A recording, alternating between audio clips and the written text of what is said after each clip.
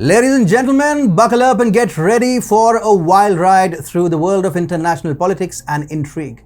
This is Globetrotting for Gossip, where we break down the craziest, most hilarious and unbelievable stories from around the globe, all in the side-splitting style of yours truly, Atul Mishra. Gossip and geopolitics get together like soda and whiskey, because when the world's leaders get together, it's like one big drunken party. You've got drunks, half-drunks, and a whole lot of drama. So join me as I dig up the juiciest scandals, laugh at the absurdities, and poke some fun at the power-hungry elites who run the show. We'll take you from the White House to the Kremlin, from New Delhi to London, all in search of the most outrageous geopolitical gossip that will have you saying, "No way, is that for real?" Hold on to your hats, because Globetrotting for Gossip is about to shake things up. Music, please.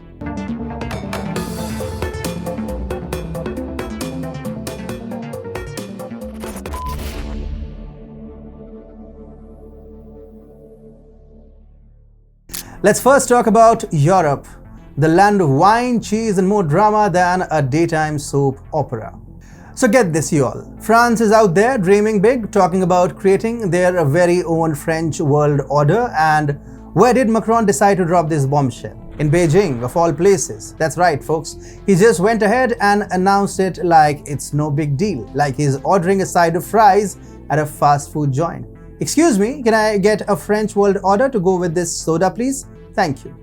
Azerbaijan just sucker punched the EU, and guess who is behind it? That's right, it's Russia. Lavrov was over in Baku, whispering sweet nothings in their ear, making all kinds of promises. And now, out of nowhere, Azerbaijan is like, "Hey EU, remember that gas deal? Yeah, not happening." Get ready, folks, cause we got a new contender for the top dog spot in NATO, female dog. Ursula von der Leyen's throwing her hat in the ring, and man, woman, can you believe it? That's right. The same Ursula von der Leyen who has been mixing it up with mismanagement and controversy as the European Union president. But hold up, don't write her off just yet. With all the drama going on and Russia getting feisty, maybe her pro-American vibe and experience in defense and security is just what NATO needs. Because you know, nothing says let's make peace like a leader who's all about giving Russia the cold shoulder. Now, before we roll out the red carpet, let's take a good hard look at von der Leyen's track record and her knack for cozying up to the Americans. And let's not forget to dig into any potential scandals that might pop up if she actually becomes NATO's head. Alright folks, this one's a real knee slapper. Zelensky is out here asking India's Prime Minister Narendra Modi to help Ukraine in their war. Now picture this. Modi ditching Russia, his ride or die buddy, to team up with Ukraine. That's like expecting Tommy Shelby and Luca Changreta to suddenly sit down for a friendly dinner together. Come on Zelensky, you gotta be daydreaming if you think that's gonna happen. Snap back to reality, man.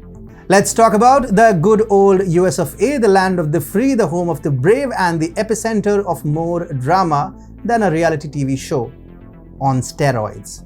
Alright, everybody, brace yourself for the big bombshell. Democrats, Soros, Schwab, and all those shadowy puppet masters behind the scenes, they goofed up big time. See, they tried to take down Trump with some targeted witch hunting, but all they did was breathe new life into the man. For real, it's like Trump has been waiting for this very moment to make his comeback. And now, thanks to all this negative attention, ain't nobody gonna be able to stop the Trump train from chugging back into the spotlight. It's like when you try to squash a bug, but it keeps coming back stronger, and now it has got wings. Seems like the Pentagon has got some secret files that got accidentally leaked, like they always do. And guess what they're saying? By the time May rolls around, the US is going to cut off the money and the firepower for Ukraine. That's right. Old sneaky Joe Biden has played comedian Zelensky like a fiddle. I bet Zelensky didn't see that punchline coming. The FBI is warning Americans not to charge their phones at airports, transit stations, or any public places. Why? Because someone might be snooping on you. So who's the big bad spy they should be worried about? Russia? China? Nah, hold up. It's the FBI itself. Man, it's like catching your own reflection in the mirror and thinking, it's a stranger. Hey, who's that looking back at me? Oh, it's just me.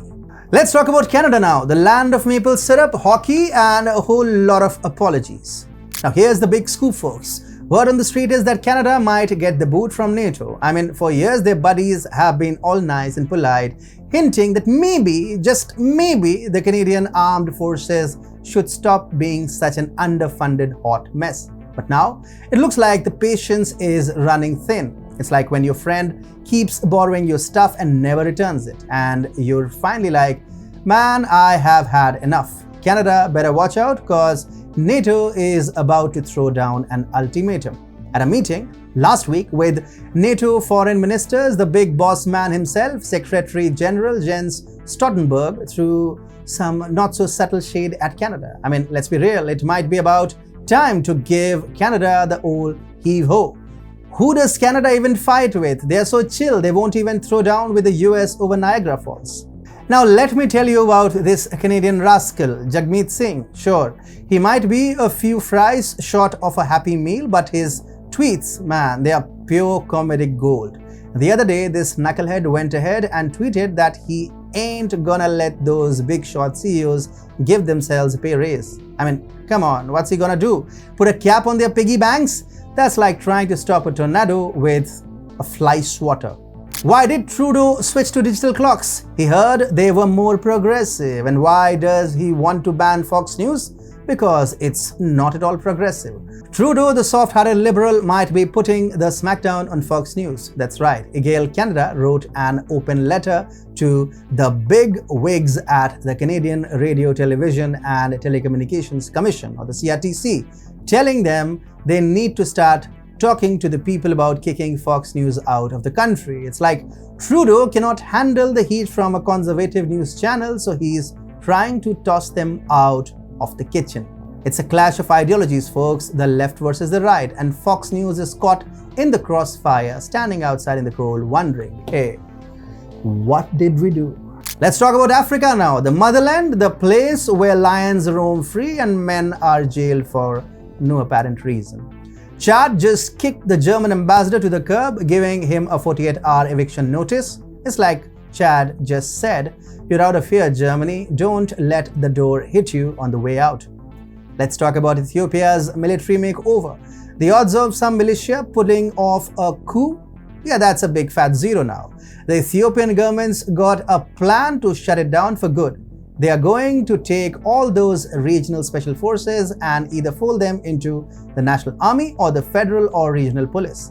Now, this might look like they are trying to cut down on the region's independence. But hey, they're just trying to make Ethiopia the strong, united country it was always meant to be.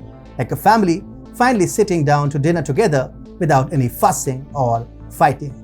We got another African lion standing up to the big Western powers, and this time it's getting feisty. Ruto has had enough of Biden and his crew and is telling those climate warriors to just shut the fuck up.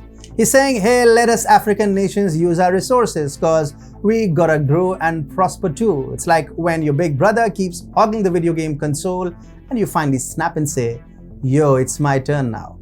Ruto is making sure Africa gets a chance to play too. Let's talk about news from other parts of the world now, because sometimes you just got to take a break from America's daily dose of drama and see what kind of crazy shenanigans the rest of the world is up to. Brazil has got some words of wisdom for Zelensky to end this war, and it's like a real wake-up call. They're telling Ukraine to let go of that fantasy of getting Crimea back, cause it's gone, baby, gone. It's like trying to get back with your ex after they have moved on, married, and had kids. Tokyo has decided to help out their buddies in Asia, the like-minded nations, by gearing them up against China's growing aggression. It's like the samurai are back and they are ready to turn Asia into a no-go zone for China. Sushi terrorism in Japan is on a rise. Yes, sushi terrorism, that's right. Apparently, some ruffians in Japan are going around and licking unsuspecting pieces of sushi or condiments like pickled ginger. I mean, who does that? That's like the sushi equivalent of sticking your tongue in someone's ear. Yeah. And now the Japanese government is struggling to deal with this new form of terror. Let's talk about a virtual news presenter in Kuwait. That's right. Apparently, an AI woman named Feda has been making waves on Twitter with a smooth talking and perfect hair. I mean, is there anything that AI cannot do these days? First, they take our jobs, and now they are taking our news anchors. Will AI finally take away Rachel Maddow? I hope that happens soon.